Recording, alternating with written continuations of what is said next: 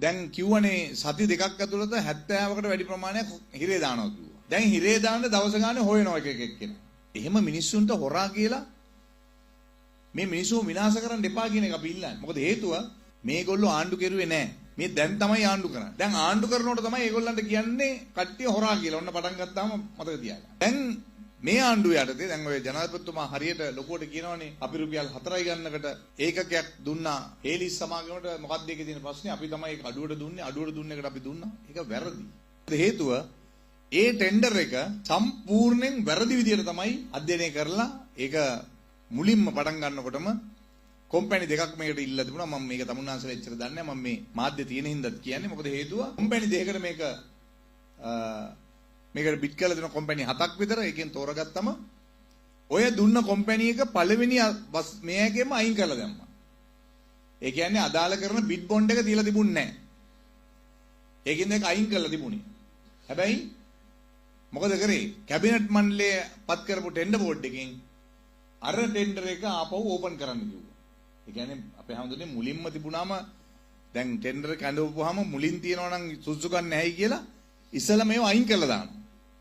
එහෙම අයින් කරපු එකක් තමයි ඔය දැන් දීලා ජනාධිපතිතුමා කියන්නේ අපි අඩු ගන්න දුන්නේ කියලා. ඒකත් හොරකමක්. මේ වැඩි කල් ගන්න කලින් ඔබතුමාට හොරා කියලා කියයි. හොරකම් නොකර මම මේ කියන්නේ. හරි? මම කියන්නේ තාම එතුමා හොරකම් කරනවා කියලා මම කියන්නේ. හැබැයි එතුමාට ඕකට ඕන නම් හොරා කියලා කියන්න පුළුවන්. කන්ටේනර් 223ක් මේ රටේ චෙක් කරන්නේ නැතුව රේගුවෙන් එළියට තල්ලු කෙරුවා. ඒකට තීරණය ගත්තේ බිමල් රත්නායක මහත්මයා ඇතුළු කමිටුවක්. එහෙනම් බිමල් රත්නායක මහත්තයාටත් හොරා කියන්න ඕන. මම තාම බිමල් රත්නායක මහත්තයාට හොරා කියන්නේ නැහැ. හැබැයි යාටත් ඔය කියපු විදිහට අපේ අනිත් මිනිස්සුන්ට කියපු විදිහට හොරා කියන්න ඕන.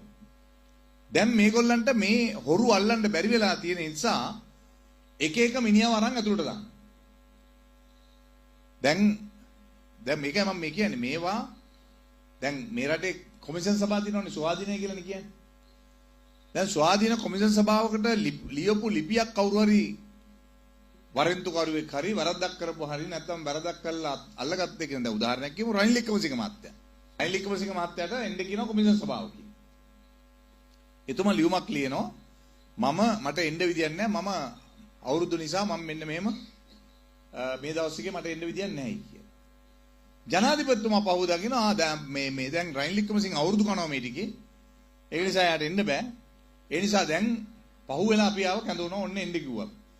එතුමා කොහොමද දැනගත්තේ රනිල් වික්‍රමසිංහ මහත්තයා යවපු ලියුම? කොහොමද දන්නේ? කොමිෂන් සභාවකට යවපු ලියුම. එහෙනම් ඒක කොමිෂන් සභාවෙන් ඒ විස්තර ටික දෙන්න ඕනේ ජනාධිපතිට. දැන් අද ඊයේ ජනාධිපතිතුමා කිව්වා තව දෙන්නෙක් ඉන්නවා අල්ලගන්න ඇමතිවරු දෙන්නෙක් වාහන මගඩියකට අල්ලගන්න හදනවා. දැන් අද ඒකේ අමාත්‍යාංශ ලේකම්වරයෙක් අද අත්අඩංගුවට ගත්තා. නේ? දැක්කනේ අද අත්අඩංගුවට ගත්තා. දැන් කොහොමද මේ තොරතුරු මේ කොමිෂන් සභාවල ගන්න තීන්දුව? CID එකේ ගන්න තීන්දුව. CID එකෙන් හෙට ආරය අත්අඩංගුවට ගන්නවා. මෙයාව අත්අඩංගුවට ගන්නවා කියලා කොහොමද දේශපාලඥයෝ දැනගන්නේ? ඒක වැරදිනේ. ජනාධිපති හෝ ඇමති හෝ කවුරු හරි. මං කියන්නේ වැරදි. එහෙම වෙන්න විදියක් නැහැ. එහෙනම් මොකද තියෙන්නේ?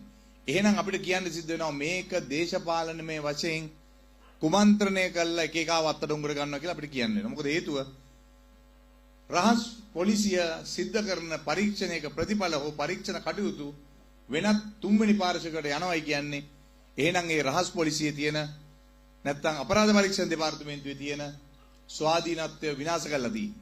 එහෙනම් එක්ක ජනාධිපති අණ දෙනවා අරයා වල්ලන්න මෙයා වල්ලන්න කියලා නැත්නම් ආණ්ඩුවේ ඇමතිවරු අණ දෙනවා මෙයා වල්ලන්න අරයා වල්ලන්න කියලා. ඒ නිසා මේක වැරදි. කවුරු කරා? මම එකයි කියන්නේ. ඒ නිසා මේ හොර නාමය ගහලා මිනිස්සුන්ව විනාශ කරපු එක තමයි මේ ආණ්ඩුව කෙරුවේ. අරයා හොරා මෙයා හොරා මතකනේ අර 2015 ඔය කතා කිව්වනේ මේ කවුද මහින්ද රාජපක්ෂ මහත්තයා ගාව ඉන්නවයි කියලා මොන්ද අස්සයෝ ඉන්නවා කිව්වා.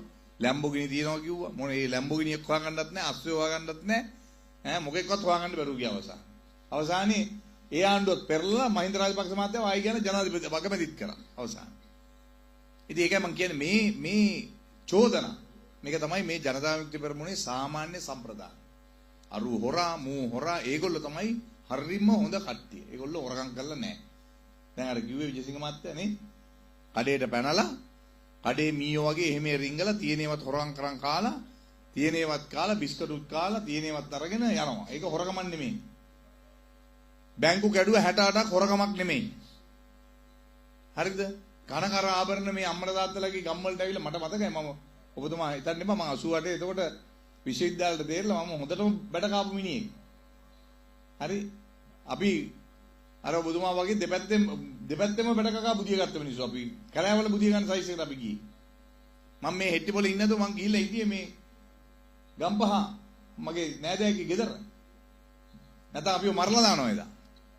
මේ ජේපීකනුත් මරන්න හදනවා ආණ්ඩුනුත් මරන්න හදනවා. තුවක්කු දෙකක්.